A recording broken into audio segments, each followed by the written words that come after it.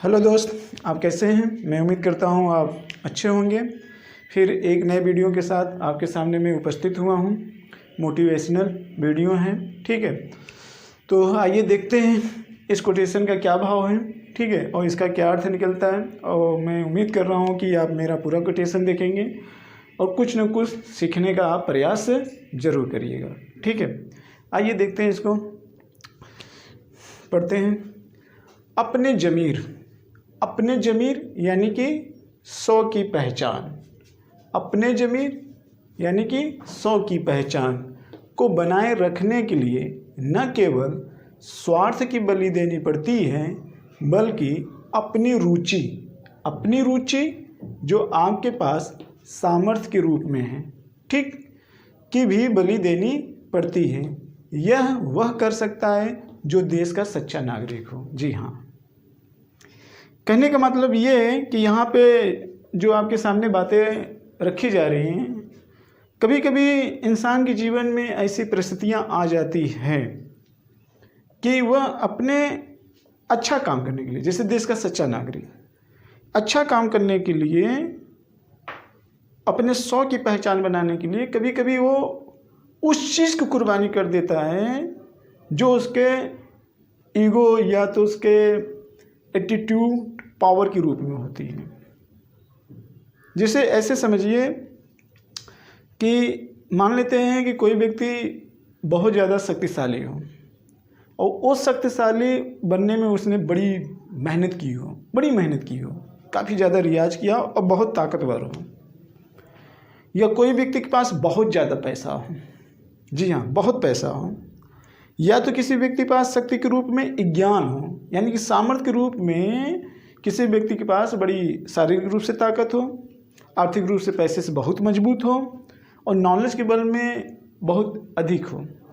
लेकिन जब उसके सामने कोई व्यक्ति शारीरिक रूप से जो मजबूत है, उसके सामने कोई कमज़ोर टाइप का व्यक्ति आता है और वो उसके शक्ति को ललकारता है, एक तरीके से उसके ईगो को हर्ट करता है, तो कभी कभी व्यक्ति जो होता है वो अपने अहंकार में न आकर उसको सिखाने का प्रयास करता है। क्योंकि वो उसको आगे ले जाने का कार्य करता है। क्योंकि समाज में ताकि सामंजस्य बना रह सके, और वो ये जानता है कि अभी इसको उस चीज़ की समझ नहीं है, इसलिए उसको उस शक्ति के रूप में मजबूत है। चाहे तो वो शारीरिक रूप से जो मजबूत है वो उसको बहुत मारे, और जो पैसे से रूप से काफ़ी ज़्यादा मजबूत है वो चाहे जैसे भी उसको पैसे के बल पे जो चाहे उसको वो सजा दे सकता है। और ज्ञान के बल पे कोई व्यक्ति चाहे जिसको चाहे तो उसको जलील भी कर सकता है। लेकिन ऐसे व्यक्ति जो देश के सच्चे नागरिक होते हैं, वो इस सामर्थ्य का प्रयोग दुरुपयोग के रूप में नहीं करते हैं। हाँ मित्र, जो देश का सच्चा नागरिक है, वह अपने एटीट्यूड पर जो सामान्य लोग चोट करते हैं वो उसको इग्नोर करते हैं। ये वही कर सकता है जो देश का सच्चा नागरिक हो। तो मेरे कहने का तात्पर्य यहाँ पर ये है कि अगर आप इन तीनों में से किसी रूप में कभी भी आगे निकल जाइएगा, तो अगर कोई भी आपको चुनौती दे तो उसको कुछ समय तक इग्नोर करना चाहिए,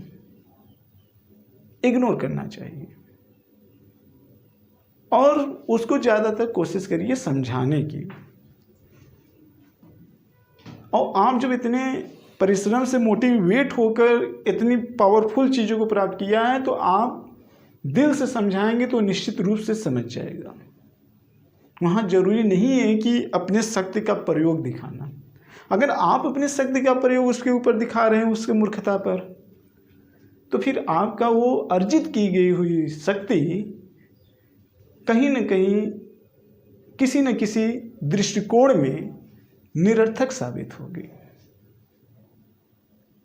और ऐसी स्थिति में ऐसे व्यक्ति को मैं देश का सच्चा नागरिक नहीं कह सकता हूँ। तो मुझे लगता है कि मेरी बात आपको समझ में आ गई होगी। इस पर आप भी अपना दृष्टिकोण रखिएगा। यदि कोई सुझाव होगा तो उस सुझाव को भी दीजिएगा। मैं आपके सुझाव का स्वागत करूंगा, लेकिन जो भी सुझाव दीजिएगा वो लॉजिकल तरीके से दीजिएगा, जो मुझे सीखने के लिए प्रेरित कर सके और मैं उस चीज़ को किसी न किसी मोटिवेशनल वीडियो में जोड़ने का प्रयास करूंगा, और इसके लिए मैं आपका आभारी भी हूँगा। क्योंकि आपकी वजह से अपने चैनल के माध्यम से आपकी मैसेज को लोक कल्याण के रूप में लोगों तक पहुंचा सकूं। तो मेरे दोस्त, इसी के साथ इस वीडियो का मैं समापन कर रहा हूं। नेक्स्ट वीडियो में एक नए मोटिवेशनल के साथ फिर हम मिलेंगे।